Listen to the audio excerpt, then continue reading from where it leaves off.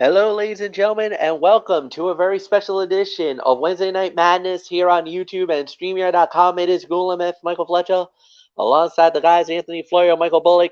AEW Dynamite has just gone off the air, which means we're now on the air. We'll be recapping AEW Dynamite and NXT. We'll be getting into that all right now. So, guys, sit back, relax, and enjoy about the next hour or so of great professional wrestling recap coverage that we can only do here on Talking Wrestling TXN. All right, with that said, let's kick it right off with NXT as we started it off with a battle royale. This was the bada bing, bada boom battle royale where the winners we get a shot at the NXT tag team titles down the line with the reigning champions.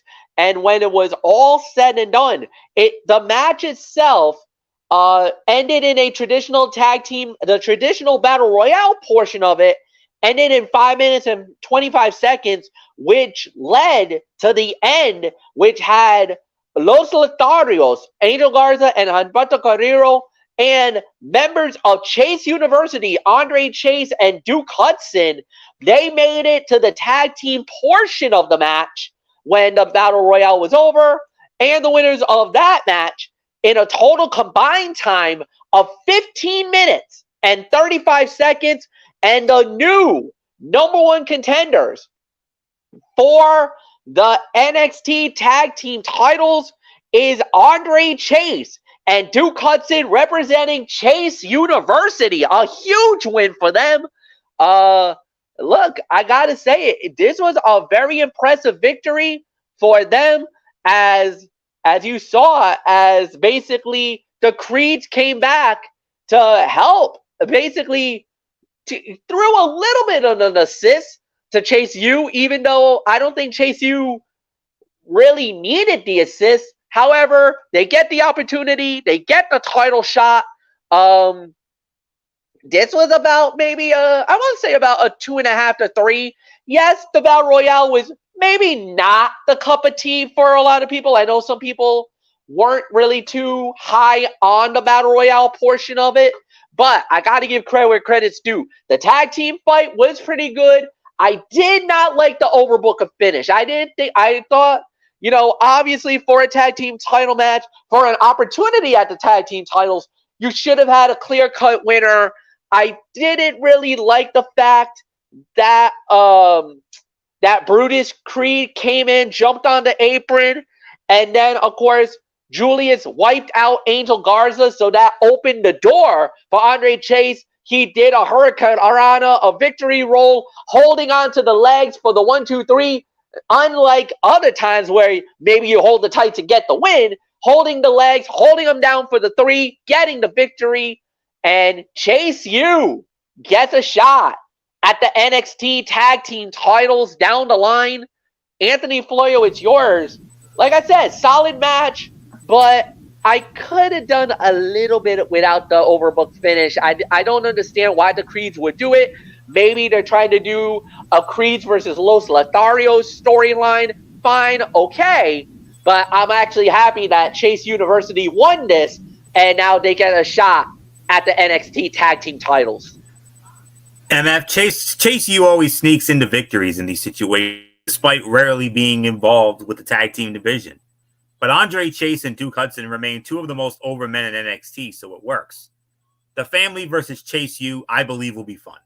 The two charismatic teams can pop a crowd and will sell the Performance Center audience on every near fall. This battle royal built up some new rivalries, such as the Brawling Brutes versus OTM, while continuing key stories in the tag team division, like the Creed brothers versus Angel and Humberto. It was successful. Damon Kemp was eliminated immediately by Josh Briggs and Brooke Jensen, eliminating Drew Gulak as well. You notice there was a little throwback to the 2009 Royal Rumble a la Santino Marella. Damon Kemp saying, "I wasn't ready." Yeah, baloney, you were ready, big boy. Scripps got involved to take out the Brawling Brutes, but also accidentally eliminated OTM. And JC Jane and Thea Hale came up with pom-poms for the closing section of the match. Battle Royal was an NA because it was too fast for me. But as far as the match goes, I agree. 2.5 to 3 stars for the effort. So not much more to say on that. So Michael Bullock, here you go. Halloween Havoc. We got the family versus Chase U. There's a fresh matchup for the tag team titles. Yeah, this is definitely a fresh matchup in the tag team division. I mean, yeah, it's good to see Chase U, Andre Chase, and Duke Hudson get this opportunity at Halloween Havoc. But yeah, when it comes to the Battle Royal, it's a no rating for me. It didn't really do that much for me.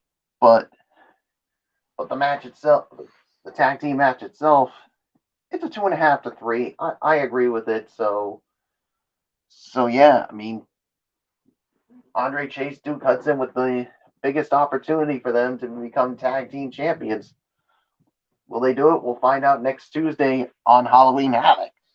Or should I say night 1 of Halloween Havoc. So nothing more to say. It's Fletch. All right. And then we had Carmen Petrovic versus Jada Carter. This was the first round of the women's breakout tournament. And it was Carmen winning the match in 3 minutes and 38 seconds. We don't really need to talk about this. We're going to let this one be. So with that said, we do move on to a match that I know Anthony Floyo's going to like to get into here, as it was Laura Valkyria versus Tegan Knox. And Laura Valkyria winning the match in 11 minutes and 31 seconds. Anthony Florio, yes, there was a lot to talk about in this match. Damn but right. Lara, definitely, you want to talk about a different attitude. She definitely is ready for Halloween Havoc and her shot at the title against Becky Lynch. And if they're going to develop her into somewhat of a heel here, I got 2 words for you. Me likey. Absolutely. But anyways, business at hand here. It is great Knox working serious matches, finally. She showed some interesting chemistry with the Valkyrie that should be explored further. It did get a little sloppy down the stretch, and the interference broke up the action, but this was still an exciting showcase of 2 great rising stars, following up with a memorable Becky Lynch promo made for an even better segment. Valkyria has a major test next week with the man. She is, well, in some aspects, I know there are some people who think she's unlikely to win, but I'm not buying it. But I will say this. In the eyes of many, she is unlikely to win, but a strong showing could put her in the same conversation as Tiffany Stratton for a main roster call-up. She needs to iron out the rough edges of her offense, and facing the best WWE has to offer will help her with that. She has top woman potential in the coming years. Right before the match, Natalya found Tegan Knox in the locker room and said she would support her. Both women hit impressive strikes, including an impactful running uppercut from Tegan Knox and a series of shoe kicks from Lyra Valkyria. And Tegan nearly took the win with a release suplex and a running corner crossbody. So this was 3.25 to 3.5 stars. One of the fights of the night for sure, no question about it. And I know there are people that are saying that, oh, she's not going to win this. Baloney. I have been known to make bold predictions. I know some of them have not gone my way. I don't care, but this is one time I don't care if I'm wrong about a bold prediction. Lyra Valkyria is walking out of Halloween Havoc Tuesday night as the new NXT Women's Champion. Book it. Michael Bullock, it's yours. 3.25, 3.5. And if they're going to have a new edgier attitude with Lyra Valkyria, I'm here for it. Me likey. Well, I hate to break it to you, Florio, and I'm going to use a quote from Lee Corso on College Game Day. Not so fast, my friend. I really don't see her winning the title. I'm sorry, I'm with the majority. I mean, look, in due time, I think she will, but I just don't think it's the time. I mean, how long has Becky had that title? Maybe a couple months at least.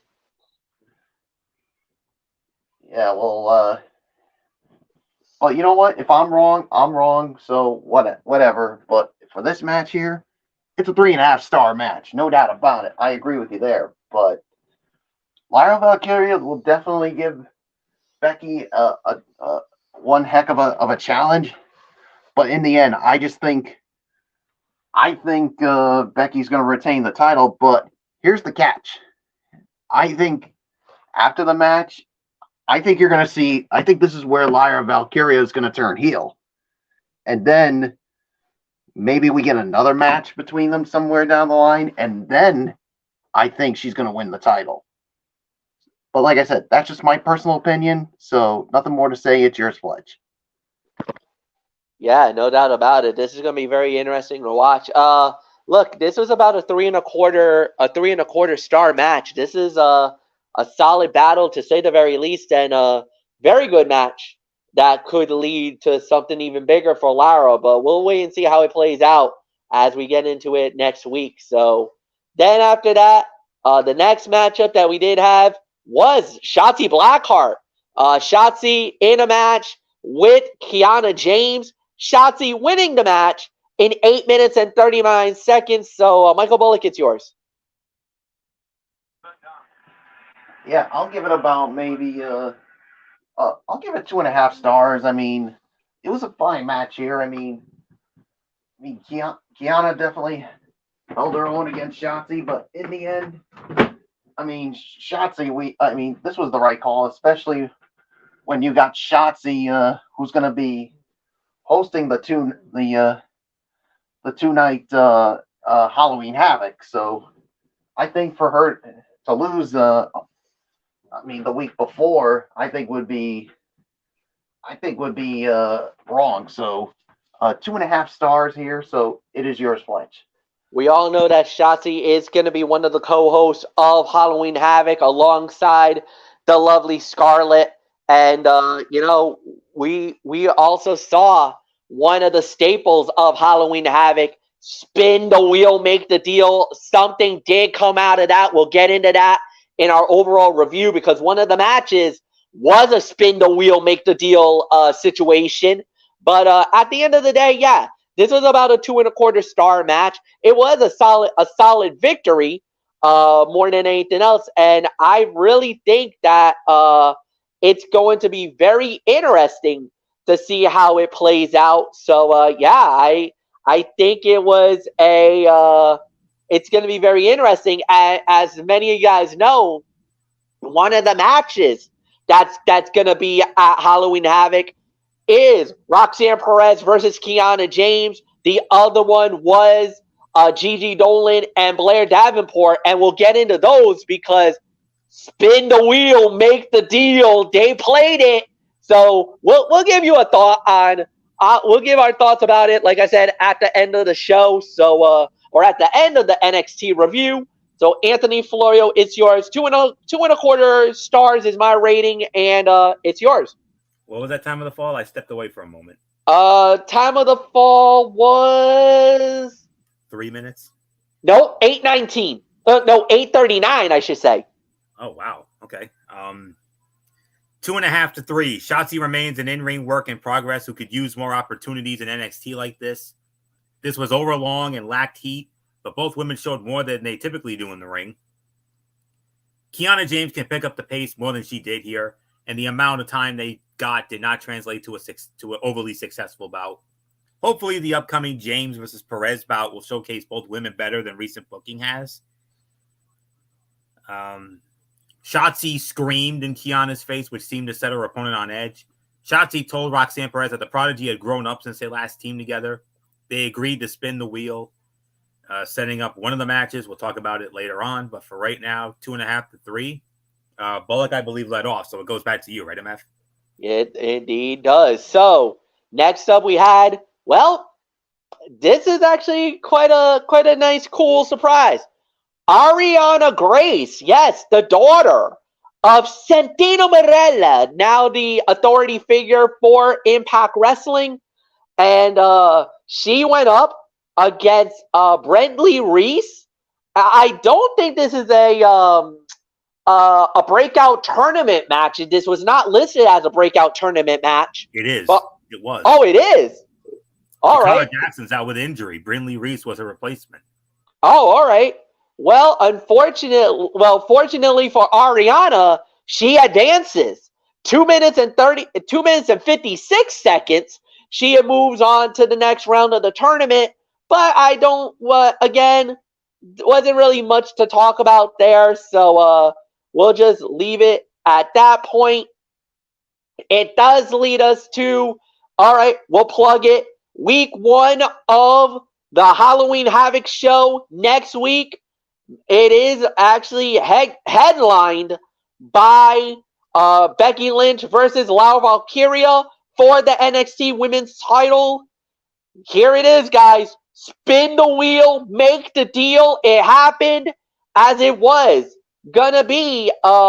We had Gigi Dolan. She's gonna go up against Blair Davenport in a lights out match. So that was the first one. Then we also got Kiana James and Roxanne Perez. They actually, like Anthony alluded to, Roxanne spun the wheel. They made the deal, and their match was announced. And I'm trying to find it. Hang on. Let me see if I can find this. Where is it? I know it was something, I think it was like a Joker's Wild match. Let me see if I can find it. See. It's going to be a Devil's Playground match. Yep, Devil's Playground. So it's called a Devil's Playground match. I'm kind of wondering, Devil's Playground? Obviously, it's a no DQ fight. Maybe weapons around? I mean, Devil's Playground, or maybe a cage fight. I don't know. Devil's Playground. That's got me wondering a few things. That definitely got me wondering a few things. We'll see. But then after that, also on the show for week number 1, we got the semifinals, Lola Vice and Carmen Petrovic, and of course, Kaylani Jordan versus Ariana Grace. We're also going to see the in-ring debut of Lexis King. That is Brian Pillman Jr.'s new character. And of course, the NXT Tag Team titles will be on the line as the family goes up against Chase U. That's just for week 1 of Halloween Havoc. But here is the main event for NXT for last night's show, because this was a big one. Triple threat for the right to fight Ilya Dragunov for the NXT title on night 2 or week 2 of Halloween Havoc. Carmelo Hayes, Baron Corbin, and Dijak in the main event. Winner of the bout in 12 minutes and 31 seconds, Carmelo Hayes. Are you ready for Dragunov Hayes 3? Let's go. Because that's what we're going to get. Solid main event. You could talk about fight of the night. Excellent championship fight. Or excellent match. I say about 3.5 stars. Great victory. And there's really nothing more to add. Anthony Florio, 3.5 for me. Carmelo Hayes, Ilya Dragunov. We're going to a fight number 3. The trilogy is happening. The rubber match. 12 minutes or so, you said? 12:31. 12:31. Yeah. 3.5 stars for me. This was so much better than anything else on the night. Every man worked this like it was the most important match of his career. In particular, Baron Corbin worked faster than he ever has. It was absolute energy throughout. It seems WWE has one more match planned for Hayes and Ilya Dragunov. During the show are any indication, it could sell up Mello turning heel. Both Corbin and Dijak were fresher opponents for the Mad Dragon, but this does not have to take either of those matches away. It just puts them on the back burner for a later show. Corbin had a second rope diving clothesline on Mello. He rarely comes off the ropes. Hayes caught the discus big boot of Dijak while Corbin ran in.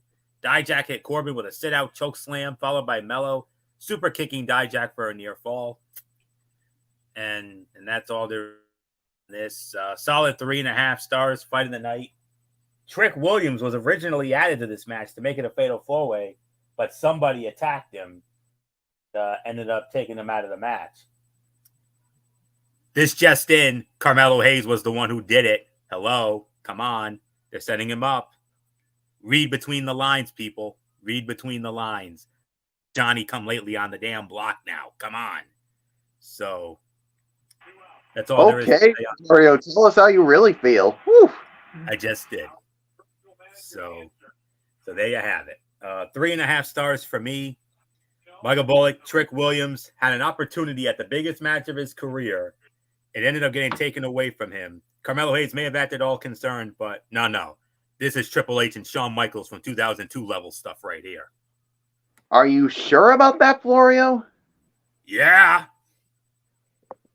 Okay. I hate to say this, but I'm kind of with Florio here. I think Mello doesn't give a damn about Trick Williams. All he cares about is being the NXT champion. That was his belt. And the fact that Ilya Dragunov took it away from him the way that he did, and plus the way that Dragunov and Williams were kind of being very nicey, I think that kind of rubbed Mello the wrong way. So I'm kind of with Florio. I think Mello had a finger in it. I smell a rat. Well, I'm sure the truth's definitely going to come out eventually. And you know what? I would not be surprised if it comes during night 2 of the Halloween Havoc. I mean, I think Trick Williams is probably going to cost Hayes the chance at the title, and he's going to spill the beans that it was Carmelo Hayes that was the one who attacked him. That's what I see happening, but we'll wait and see. 3.5 stars is my rating on this. I mean, this was a really good main event, so yeah, there's really nothing more to say except let's get into overall thoughts on NXT. Anthony Florio, you lead off. I'm sorry to say it was a back to reality show, which I was kind of expecting, to be honest with you. I mean, after the biggest of their show a week ago, after the biggest show in NXT history, the brand took a week off for the most part. The action was mostly forgettable, including multiple matches that were hardly worthy of television. Luckily, the main event was stellar. Carmelo Hayes worked so well with both Baron Corbin and Dijak, showcasing why all three should be main event staples for NXT until their eventual call-ups. Lyra Valkyria versus Tegan Nox was also a good match that led to a great Becky Lynch promo. That bout is easily exciting for next week's Halloween Havoc. The problem NXT has right now is a lack of storytelling depth. Most of its key angles wrapped up around No Mercy. This show needed to jumpstart more angles with Halloween Havoc around the corner, but it didn't. Upcoming matches like Roxanne Perez versus Kiana James and Blair Davenport versus Gigi Dolan have been rushed to stipulation finishes. The Family versus Chase U is a fun diversion in the tag team division, but the champions still don't have a serious title rivalry. With more attention on NXT than ever before, Halloween Havoc will need to rebound from a show that felt too much like NXT 2.0, which struggled to gain fan attention last year. 6 to 6.5. That's the best I can go on this one. I'm sorry to say. So, Bullock, you last week it was the highest of highs for you guys, but this week, to the surprise of no one, especially me, I hate to say, brother, but this was back to reality if there ever was. Yeah, it was a back to reality. I'm going to give this 5.5 to 6. I mean, not really that much that was that exciting about. I mean, you had a couple of good matches, but everything else was okay to pretty much blah. So, coming off of probably the best NXT episode of all. The best NXT episode last week. Yeah, it was back to reality. So 5.5 to 6. It's yours, Fletch. Yeah, no doubt about it. So we'll do it. So I'll say about 6. I think it was an alright show. Nothing too bad. So we're ready to go. Let's do it. It's time for the AEW portion of the show, and we started it off with Jay White going up against Penta El Zero Miedo, and it was Jay White winning the match in 13 minutes and 20 seconds. Solid opener, good matchup. Obviously, you give Jay White the momentum, give him that momentum as he's heading into that full gear title fight with MJF. So this was more of a logical booking type thing. This was about 3.25, 3.5. So Anthony, I'll give it to you. Yes, sir. My man keeps on rolling. Yeah.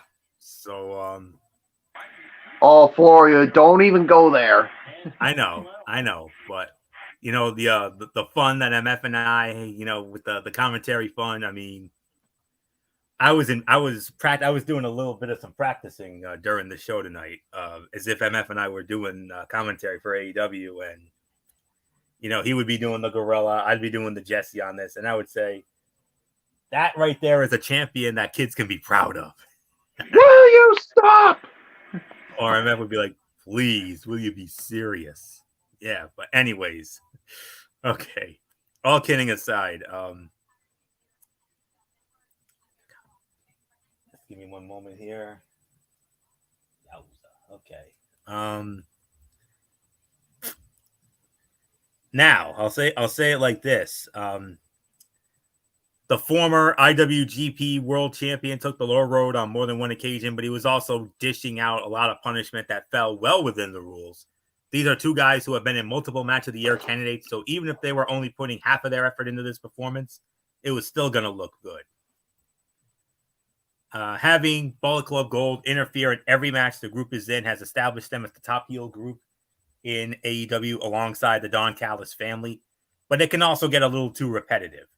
Whenever any of the members of BCG gets a clean win, it makes them seem just a little more dangerous. Predictably, Bullet Club Gold got involved and caused Penta to lose the match. It was a lot of fun, but the finish was obvious before the match even started. Taz explained that the referee waited for both men to be in the ring to call for the bell instead of doing it when they began fighting at ringside. Some promotions make sure both men can stand before they start the match, but not in AEW. It allows for matches to have an exciting start sometimes, but it also makes it seem like everyone should just attack their opponent during their entrance to get an advantage.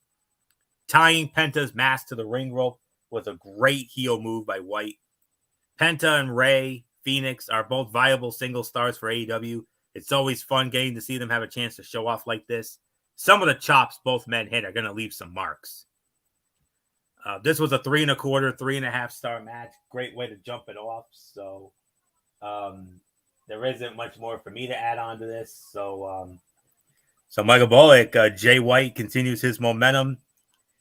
These are two former world champion wrestlers, guys. I mean, Jay White, obviously, former IWGP heavyweight champion. Penta El Zero Miedo, a former Impact Wrestling World Heavyweight Champion. MF, he was also a Lucha Underground World Champion, right? Former Lucha Underground World Champion, and Penta El Zero Miedo and Ray Phoenix, former former AAA World Tag Team Champions as well. So no, they've done a lot. No strangers to the gold, as you would say. So, yes. But this was a 3.25, 3.5 star match. So Michael Bullock, a battle of two former world champion wrestlers here. Perhaps a future AEW World Heavyweight Champion. And there isn't much more to say. So Bullock, it's yours. 3.25, 3.5. Great way to start the show. Yeah, 3.5 stars. I mean, good match to start off the Dynamite. I mean,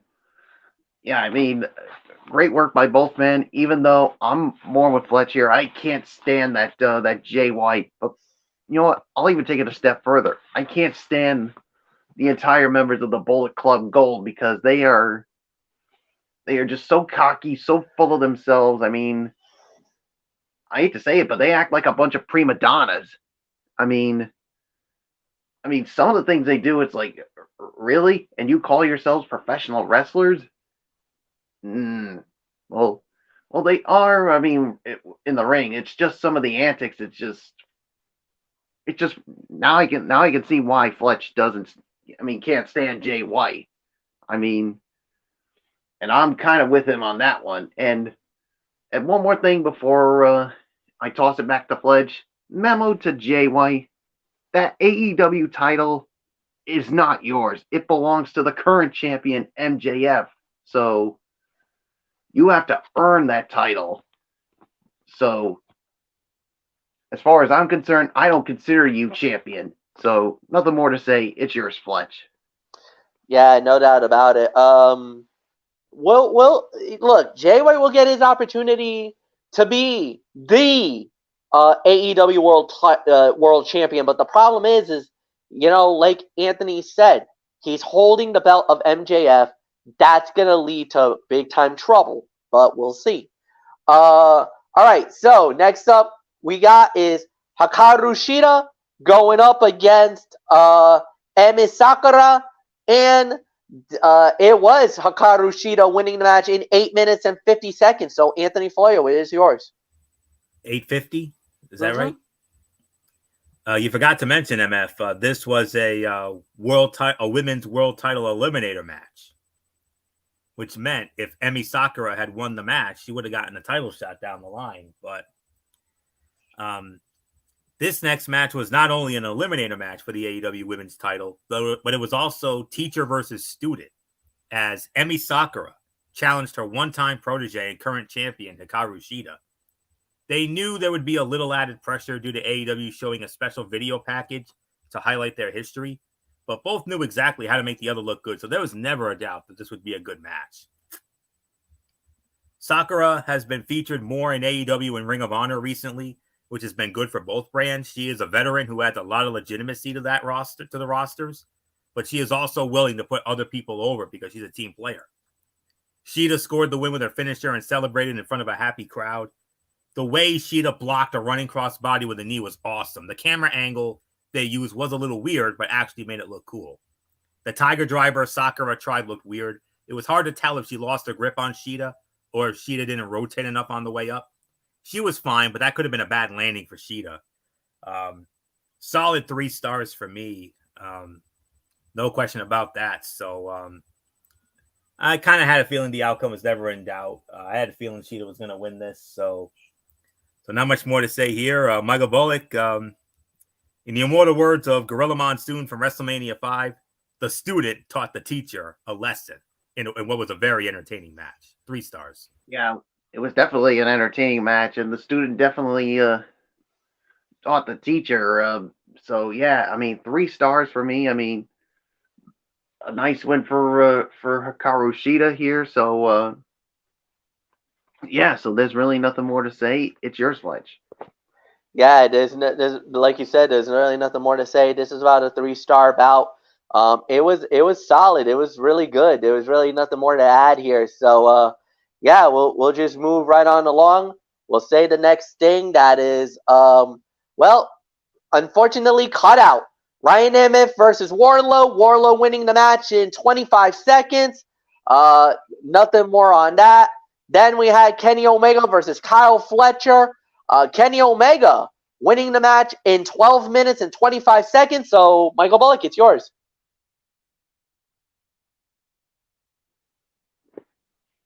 Another solid match here. I'll give this about another 3.5 stars. I mean, the outcome was never in doubt. I mean, Kenny Omega wants to prove that he's not done with the Callis family, and he's going to go through every single one of them until he gets to the man that betrayed him, Don Callis. So we'll see what happens with that. So 3.5 stars on this. It's yours, Fletch. Yeah, 3.5 stars, no doubt about it. This was crazy. This was a good matchup, and Kenny Omega rise up to the occasion yet again. Big win for him. And Anthony, it's yours. The former AEW World Champion gave the young star a lot in this match by selling all of his offense and allowing him to dictate the pace. Kyle Fletcher has been a standout performer in recent months, and this bout allowed him to show everyone that the hype is all justified. After a fantastic back-and-forth match, Kenny Omega scored the pin with the one-winged angel. Don Callis immediately went from praising Kyle Fletcher to insulting him as soon as he lost. Fletcher almost showed some babyface signs in the pre-match segment, but attacking Omega before the bell wiped that. Does every wrestler have a supervillain origin story about another wrestler being a jerk to them when they were younger? It feels like a common story when a young guy faces a veteran these days. Certain moves take too long to set up. Omega does this weird backbreaker where he crosses the opponent's legs before lifting them. It might look cool sometimes, but it looks awkward to set up and even more awkward for the person taking the move. The way Omega hit the middle turnbuckle when Fletcher launched him looked nuts. The fact that Omega seemed fine after it happened was wild. Solid 3.5 stars. No question about it. So, MF, we had another cutout match featuring a guy whose theme song that I know you're a big fan of. Well, I have not seen this guy since July either. Where the F have you been, Lance Archer? Because I wanted to see people die tonight, and I got to see Barrett Brown die. So yeah, the song he calls "Everybody Dies," and that's exactly what happened to poor Barrett Brown. He died in 1 minute. There's nothing more to say. We'll move on to that. Normally I wouldn't do this, but I guess we have to do this. Sting cutting a promo, and yeah, he made a big announcement, y'all, and that is that at Revolution 2024, that's gonna happen in March. Sting will indeed be hanging up the boots, but this time, this is the last time. The first time around, he said when he retired, it didn't feel right. He didn't feel like it was time for him to go, so he decided to come back. But this time, when he does retire, this is it for him. He is not coming back. He's made it abundantly clear. Once this thing in March goes down, this will be the end of the icon, of the legend Sting. Guys, I'm gonna open forum this. Man, I mean, we were stunned when we saw Sting come back to AEW. This was during the pandemic. This was in 2021, the Winter is Coming show. The special December 2020, the very first Winter is Coming. So he came back, much to the delight of everybody. And now, March 2024, Sting is deciding that he's leaving, but this time he feels like this is it. He's done for good. So, if you guys want to talk about it, let's talk about it. Yeah, I mean, you know, he did bring that up. He said the only thing that's sure about Sting is nothing is for sure. And you remember when the night he was inducted into the WWE Hall of Fame, the night before WrestleMania 32. What did he say? He said, "This is not goodbye. It's just see you later." And sure enough, we saw him later. Oh, did we see him later? Tony Schiavone reminded us how great it was to see him later. But nonetheless, came out to talk to the crowd about his career. He said his retirement in 2016 never sat right with him, so he wanted to finish up on his own terms. He brought up the word retirement again, and the crowd booed the idea of him hanging up his boots. He announced that he would be winding down his career and declared that Revolution 2024 would be his last match. And the crowd gave him a standing ovation as he walked up the ramp. And yeah, you think about everything that Sting has done. I mean, all the history he has made. I mean, you know, he brought up the certain legends who helped him in his career, like the late great American Dream Dusty Rhodes. He brought up Hulk Hogan, which the fans were not happy about. You can understand why, because we all know he will forever be the biggest politician in the history of the business.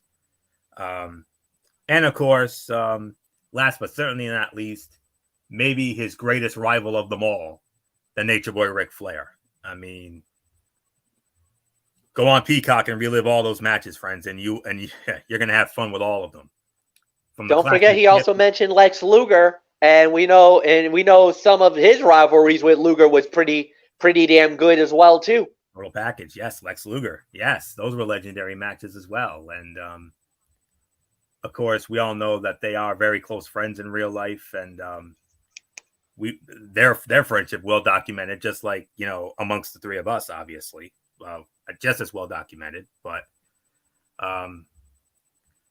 everything that Sting has done for WWE, not just for WWE, but also, of course, many consider him the heart and soul of WCW, and the heart and soul of the Monday Night Wars on the WCW side.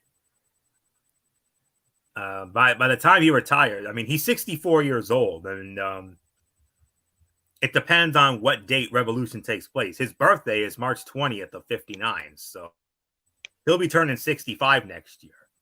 And 65, last time I checked, is the common retirement age. So, and if it is, I mean, he won the AEW Dynamite Award, biggest surprise when he debuted during The Winter Is Coming in 2020. The NWA World Television title, a one-time NWA World Heavyweight Champion, two-time International World Heavyweight Champion, two-time U.S. Champion, six-time WCW Heavyweight Champion, three-time co-holder of the World Tag Team Championships with Lex Luger, the Giant, Paul White, Kevin Nash, Battle Bowl Battle Royale winner in 91, won the European Cup in 94 and 2000, the Starrcade Iron Man tournament in 1989, Starrcade Future Shock, fun tournament, great event. Jim Crockett Senior Memorial Cup with Lex Luger, Starrcade 92 won the King of Cable tournament, London Lethal Lottery Tag Team tournament in 2000 with Scott Steiner, 1991 and 1995 won a United States Championship tournament. 1995 was a part of Team WCW when they won the World Cup of Wrestling, and was the third Triple Crown champion in WCW history. Comeback of the year in PWI 2006, 11, and 14. 1991 match of the year with Lex Luger versus the Steiner brothers at the inaugural Super Brawl. Do I have to remind you how great that match was? Come on. Most improved wrestler in 1988. Most inspirational wrestler in 90. Most popular wrestler of the year in 91, 92, 94, and 97. 1990 wrestler of the year. One of the many legends who have cracked the top of the 500 singles wrestlers in the legendary PWI 500. He came in, he ranked at number 1 in 1992. He came in at number 15 in the PWI years in 03. And he and Luger were ranked number 52 of the top 100 tag teams in the PWI years in 03. Inducted into the Professional Wrestling Hall of Fame in 2018. TNA, we know what he did there. NWA Heavyweight Champion, 4-time TNA Heavyweight Champion, a co-holder of the tag team titles with Kurt Angle. Won the World Heavyweight Championship Tournament first bracket in 09. Inducted into the TNA Hall of Fame in 2012. He won 3 TNA year-end awards. Most inspirational wrestler in 07. Match of the year with Kurt Angle, Bound for Glory 07. Match of the year, AJ Styles, Bound for Glory 09. UWF World Tag Team Champion 3 times, 2 with Eddie Gilbert, 1 with Rick Steiner. WWA World Wrestling All-Star Heavyweight Champion. Wrestling Observer newsletter. His match with Ric Flair won the Match of the Year award in 1988. Clash of the Champions 1. Again, I say, duh. If you haven't seen it, go out of your way to. That's one match that every wrestling fan needs to watch at least once. I've seen it a lot more than once, trust me. Most charismatic, 1988, 1992. Most improved in 88. Most unimproved in 90. Best babyface in 92. Unfortunately, he did have a couple of worst match of the year honors. 1995 with Tony Palmore at Battle 7. Of course, the Victory Road 2011 disaster with Jeff Hardy. I don't have to get into that. Wrestling Observer Newsletter Hall of Fame. He was inducted in there in 2016. And then WWE, of course, went into the Hall of Fame in 2016. And won 2 Slammy Awards. This is also Moment of the Year when he helped Team Cena defeat Team Authority at the 2014 Survivor Series. And the surprise return of the year, the night after SummerSlam 2015, as they unveiled that statue for Seth Rollins, and he went after Seth Rollins, leading to his one and only shot at the WWE Championship, which he did not win. But of course, the WrestleMania, we all remember that. And he should have won that match, to be honest with you. But, it is what it is. But regardless, it's one of the greatest careers of all time. That resume is as long as all of our arms combined. He is a Hall of Famer. He is a legend. And, he inspired so many young boys out there and young men out there. I'll be honest, inspired me. He inspired Bullock, and I'm sure for the most part, he inspired MF too. So the man's an inspiration. And for him to be still doing this at the age of 4 and taking the bumps that he has in his 60s, still bumping around like he was in his 30s. I mean, I gained more and more respect for this man, with each effort he has. And trust you me, that crowd gave him a standing ovation tonight. Trust me, in 2024, whatever that match is, win or lose, I'm damn sure going to give him a standing ovation when that match is over. So I know it's not time yet, but I'm going to do it anyway. I don't give a damn. To Sting, we very simply say, on behalf of all of us here at Talking Wrestling TXN, to you, sir, we very humbly say to you, thank you so very much for the memories. Thank you so very much for the inspiration. But most of all, we thank you so very much for Steve Borden. More power to you, man. We wish you the best. And for however many more months we have you, we're damn sure going to enjoy it, and we're damn sure going to appreciate it. So thank you for everything, sir. God bless you. Well, look, you got a quick thought? Yeah, I mean, what a career this guy's had. I mean, whether obviously with WCW, WWE, and now AEW, and knowing that at Revolution in March 2024, it's going to be the final match of his legendary career. I mean, look, let's just all enjoy the time that we got left to watch this guy in the ring.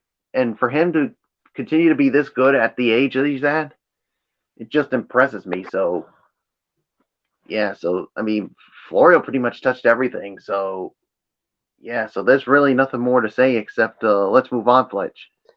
All right, it leads us to the main event of the evening, as it was the Dynamite Dozen Battle Royale. The winner gets a shot at MJF and the Dynamite Diamond Ring. And when it was all said and done, lo and behold, Juice Robinson wins it. It'll be Juice Robinson versus MJF next week for the Dynamite Diamond Ring. And there's really nothing more to add. So, Anthony Florio, you lead off on this one. So, 14:35 was the time of the fall. And Juice Robinson gets a shot at MJF next week.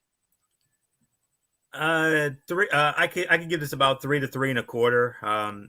Among others, the standout participants were Juice Robinson and Max Caster, because AEW has had them in storylines with MJF recently. But the field also included such names as Jeff Hardy, Dustin Rhodes, and Daniel Garcia. Most of the eliminations were the usual Battle Royal spots, but one that stood out was Jeff Hardy being thrown out of the ring because Danny Garcia's victory dance was interrupted and made the crowd boo. The final 3 men in the ring were Garcia, Caster, and Robinson. Garcia went out first, and Daddy Magic was right there to rub it in his face. Juice was able to secure the win, and Jay White was able to prevent MJF from getting back his Triple B world title belt. This was fine, but the Battle Royal didn't stand out much on the show. That included a couple of really good matches. This match included quite a few people who are currently members of tag teams. It seems odd that AEW has this opportunity to feature more single stars. Jeff Hardy has been doing a good job with his gear and face paint recently. He always stands out no matter who else is in the ring with him. Daddy Magic and Garcia constantly fighting about Garcia's dancing is always funny. And MJF not wanting either of the final 2 men to win was pretty funny too. 3 1/4. You can make an argument for 3 1/2, but that's all I can say on that. Battle Royals, we all know they're always tricky to rate. So not much more for me to add on to this. So Outcome, I'm not surprised. I had a feeling Robinson was going to win it, and especially after that ridiculousness we saw last Saturday on Collision. So not much more to say here. Michael Bullock, Juice Robinson, biggest win of his singles career in AEW to date, could lead to an even bigger win next week if he defeats MJF for that Dynamite Diamond ring. Yeah, definitely could. I can give it 3 stars as well. I mean, yeah, it's hard to judge these battle royals. So yeah, I don't know why, but I got this funny feeling that Juice Robinson's gonna win that, and I don't think he's gonna do it alone. I think Bullet Club Gold's gonna have a say in this. So Oh yeah. Yeah, so MJF has won that Dynamite Diamond ring every year. I think he's going to lose it to Juice Robinson, thanks to some help from Bullet Club Gold. So nothing more to say. It's yours, Fletch. Yeah, I know. Total agreement on that one. I think it's going to be Juice Robinson winning it as well. So nothing more to add. So that leads us into the overall review. And Michael Bullock, you lead off. All right. I mean, I thought this was a good show. I mean, yeah, you did have a couple of cutouts here. Some matches were good. I mean, the matches were good. I mean, could have some of them have been better? Absolutely. But all in all, I thought it was good. I mean, some of the builds I thought were good, but there was one segment that really, really upset me, and that was the sit down interview with JR with Nick Wayne and his mom, and that there's some things I could call Nick Wayne, but I am not going to go there. But that turncoat basically said, I have a real father figure, and his name is Christian Cage, and he's a way better father figure than my real dad. And he went as far as to call his own mom a terrible mother, to the point that she slapped him, and I was like, good! He deserved that slap. So, yeah, to you, Nick Wayne and Christian Cage, you are nothing more than a bunch of effing ingrates. So nothing more to say. It's yours, Fletch. I hate to say this. This was a 7 out of 10. I disagree. I kind of felt like. I didn't give my rating. 7 out of 10. That's what I meant to say. All right. I felt like it was fine, but there wasn't anything that would have made me say that it was amazing. Don't get me wrong. I kind of felt like AEW kind of went back to reality as well. You know, we talk about how WWE with NXT went back to reality. I felt like this was back to reality for AEW. I felt like there wasn't anything special. They're just going through the motions. You know, I mean, there's good storyline progression going on, but there isn't anything that really stood out that said, wow, that was amazing, or something that's going to make us go through the water cooler. It kind of was like, all right, yeah, that was good. That was fine. But there wasn't anything that really said that it's like there's nothing that grabbed me that made me believe like, oh my God, I can't wait to see that. No, it just felt very formulaic, traditional, something that we've seen from AEW before. Not every show is going to be a home run. And unfortunately, I felt like this one was not a home run. I thought this one kind of felt, you know, pretty much as an average. It was good, but not anything that would have made me write home about. I think that's the best way to say it. It's a 7 out of 10. It was a fine show, but there wasn't anything that would have told me that it was anything. Unfortunately, there wasn't anything that was memorable about this show. Let's say that. So, Anthony, it's yours. 7 to 7.5 for me. Tonight's episode of Dynamite ended with a battle royal, but 3 different matches on the card outshined the main event. Kyle Fletcher and Kenny Omega put on a banger. Jay White and Penta kicked the show off with an awesome performance. And Shida and Sakura gave us a hard-hitting performance. AEW has always been good at delivering exciting in-ring competition, but the recent increased focus on character and storylines has helped make the whole company better. Tony Storm has shined with a new gimmick, and the various feuds piling up for MJF make his title reign much more compelling than it was a few months ago. Tonight's show had a lot to enjoy, but the 3 matches mentioned above are definitely the highlights. So I'm around 7.5 myself. So Thursday Night Football, MF, and I never would have thought when the schedule came out that we would put this as our number 2 game of the week. But alas, here it is, number 2 game of the week for us. Yes, it is. It's a good one too. It's a big one, as it is gonna be the Jacksonville Jaguars going up against the New Orleans Saints from the Caesar Superdome in New Orleans, Louisiana. The game will be available in the United States on Amazon Prime Video. Of course, the commentators Al Michaels, Herbie Curb Street, and Kaylee Hartung. For all you fans out there in Canada, you can watch the game on TSN. Jacksonville. Actually, as a matter of fact, if I remember correctly, hold on. It actually is. Let me see. It is actually New Orleans as a 1.5 point favorite.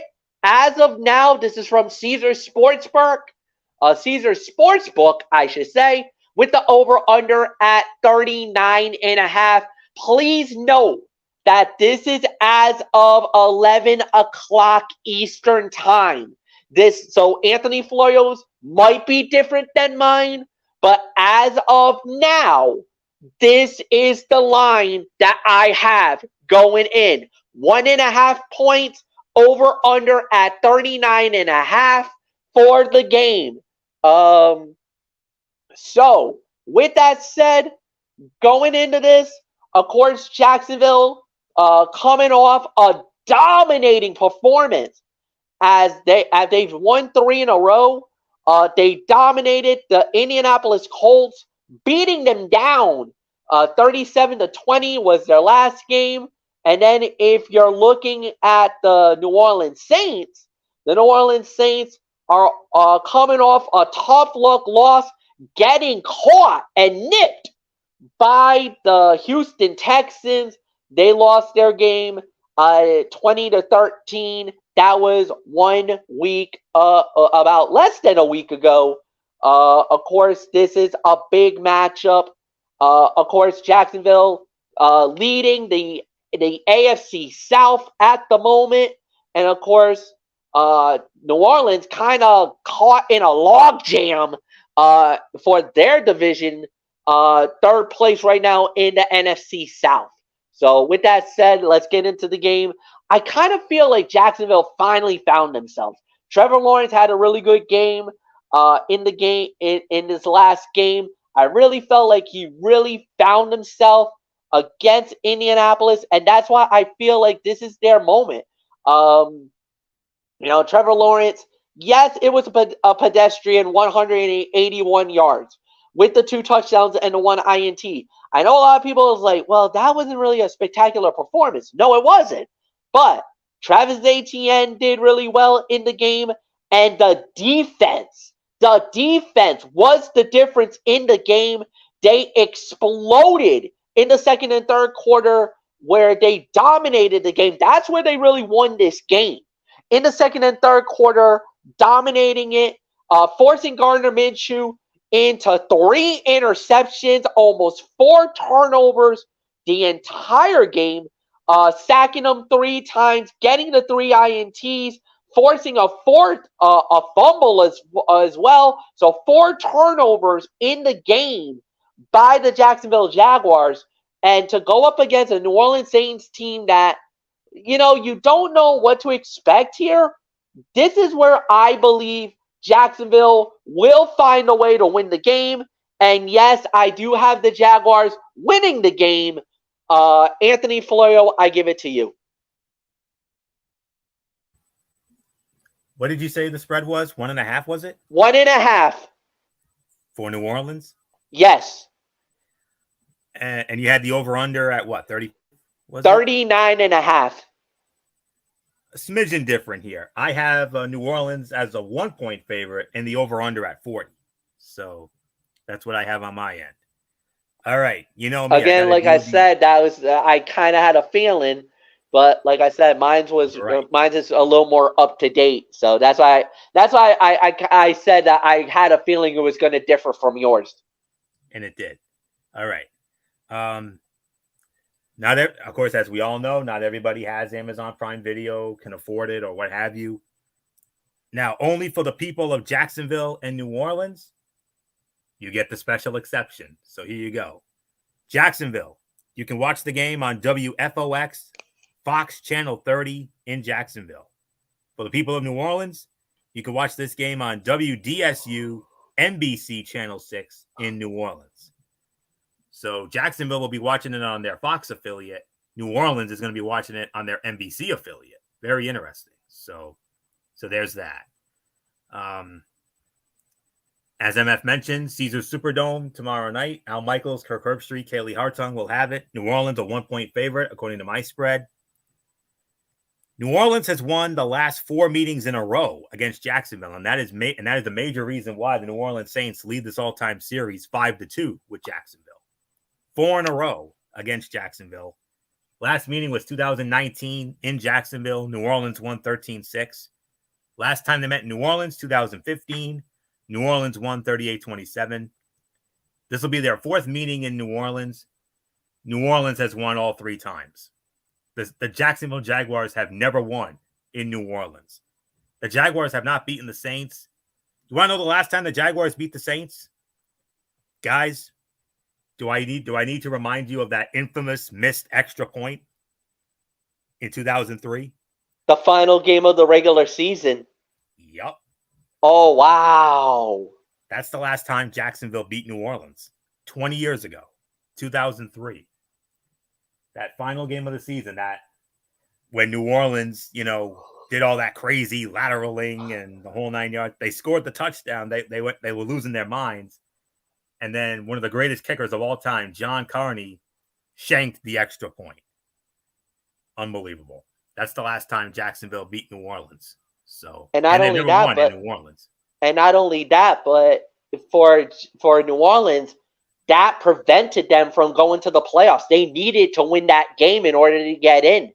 That sent them home. Indeed it did. One of the craziest endings in NFL history, no question about it. So that's the story there. So now let's dive on into my thoughts on this. Just gotta find it here. All right.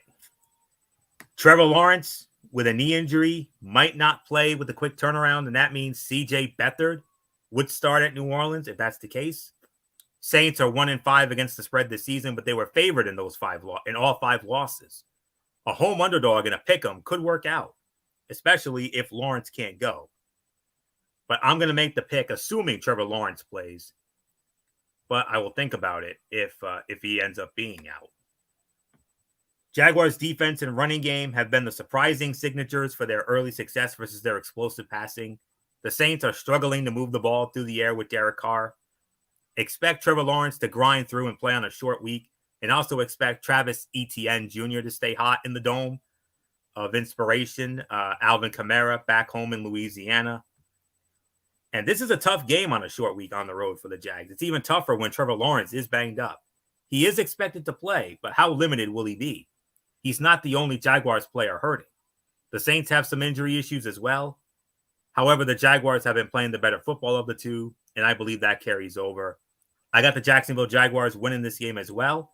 My final score, 23-20. The Jacksonville Jaguars defeat the New Orleans Saints and keep their winning ways going. So not much more to say. Michael Bullock taking home. Jags and Saints tomorrow night, number 2 game of the week in the Superdome. Yeah, I mean, this should be a good one here, but I just think in the end, I think the Jaguars will somehow eke this one out. And I mean, I think Trevor Lawrence is going to play, and I think that's going to be the difference. So, yeah, there's really nothing more to say. Jaguars win. So let's set up tomorrow night. All right, and it is indeed College Football Thursday, hosted by Anthony Florio on the Tone 25, as we will be previewing the brand new week of college football. Is it? I think it's week 7 or 8. I think it's 8. week 8 already. Oh my Halfway. goodness! We're at the halfway point, guys. All right, so halfway point, and yeah, give me Anthony, set it up for us. Of course, we'll do. Tomorrow night, friends, 10 p.m., correct? Once again? Yes. All right. 10 p.m. tomorrow night. It will be right here. It will be on the Tone 25. We have the Week 8 edition of TXN Sports World College Football Thursday. Halfway through the season, if you can believe that. This season is flying. Let me tell you. We all know what the game of the week is. And as a matter of fact, for the second time in the last few weeks, we got ourselves an ass backwards show, guys. The main event is starting the show tomorrow night, because it's going to be number 3 Ohio State at home versus number 7 Penn State. There's your game of the week right there. And oh, by the way, spoiler alert, it's big noon Saturday on Fox. So, but we have some other good matchups here. And we have some more surprise entrants into the top 25, if you can believe it. Well, one team that started in the top 25 was knocked out for a while, but they're back in. But we have a completely new entrant. And I'll give you a hint. It's one of the 4 major service academies. We got a service academy in the top 25, guys. Can you imagine that? So, but Penn State, Ohio State, that's the game of the week. Number 2 game of the week, no question about it. Tennessee against Alabama. If it's anything like what they had a year ago, we're in for something special. We also got Duke against Florida State. Utah going up against USC. And for flavor content, guys, one of the big rivalry games for Michigan at Michigan State on Big Ten Saturday night on NBC. But, of course, the big one, Penn State, Ohio State. Tennessee, Alabama right behind, Duke, Florida State, Utah, USC. Those are the 4 marquee matchups of week number 8 in college football. Cannot wait to see it all go down. We'll preview it all tomorrow night.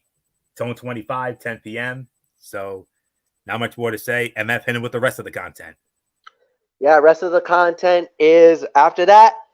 We got, oh my God, it's so much.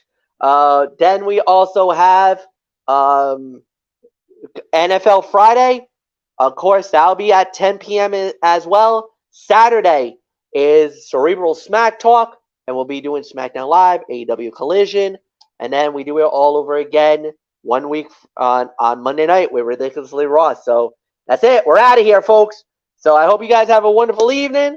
Thank you, Anthony Floyo. Thank you, Michael Bully. Thank you, guys, as always. Like the video, leave a comment, share with all your friends on all the social media platforms around the world. Have a good night, everybody, and we'll see you all tomorrow night for College Football Thursday. So long.